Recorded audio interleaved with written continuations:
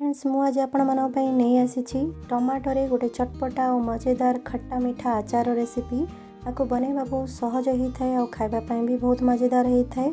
बहुत कम समय रे रेडी हो जाता है। ये टमाटो आचार को आपण गोटे थर तैयारी करी गोटे वर्ष जाए रखिकी खाई पारिबे, खराब हो न थाए।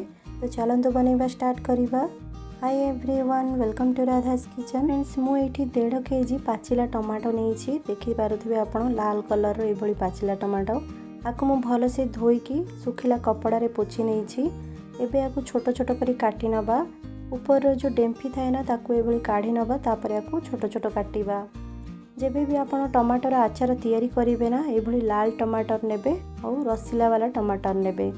फ्रेंड्स जदि आपको ये रेसिपीटी भल लगे ना तो वीडियो को लाइक करिवे, शेयर करिवे और ये भली नुआ नुआ रेसिपीज देखिबा को हेले हमर चैनल को सब्सक्राइब करिनेबे। पाखरे थिबा बेल आइकन को भी प्रेस करनेबे, ताहले आगो को जो नुआ नुआ वीडियो मु अपलोड करिवि ना आपनक पाखरे प्रथमे पहुँचीबो। एबे गैस उपरे कड़ाई किंबा पैन को रखिबा। तापरे एथिरे 1/4 कप सोरिष तेल गरम करिबा।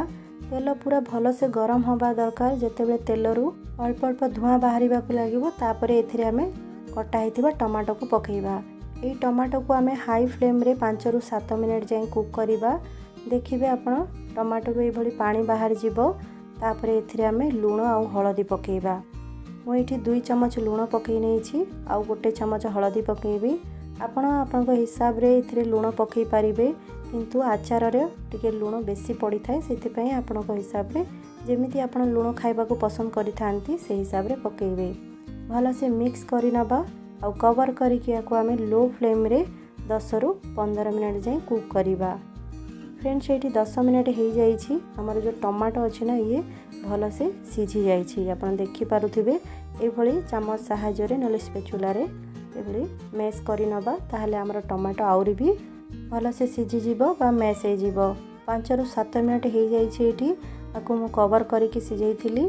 लो फ्लेम रे आपको ये बारंबार कवर करके जदि सिझेइबे ना ताहले टमाटो जल्दी सीझी जाई थाए और मैश भी हो जाई थाए।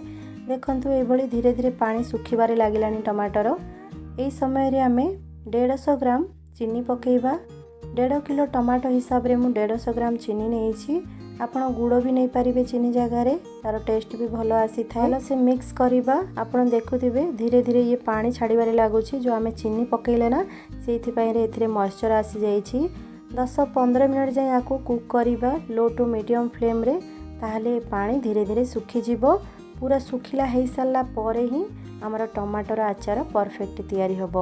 आपण एठी देखि पारुथिबे एथिरे बिल्कुल भी पानी अंश नाही, पूरा सुखिला हो सारी। एबे आको आमे ओल्हे नबा गैस रू। गैस उपरे गोटे कड़ाई किंबा पैन को गरम करिबा। एथिरे 4 ରୁ 5 बड़ चम्मच आमे तेल गरम करिबा। सोरिष तेल मु नेइछि। एथिरे 1 चम्मच पान मधुरी, 1 चम्मच जीरा और 1 चम्मच सोरिष पकेइबा। ए सब फुटी गला परे गोटे बड़ चम्मच आमे लाल लंका गुंड पकेइबा। 1/4 चम्मच आमे हिंगु पकेइबा। बहुत भल फ्लेवर आसी थाए हिंगु पकेइबा द्वारा।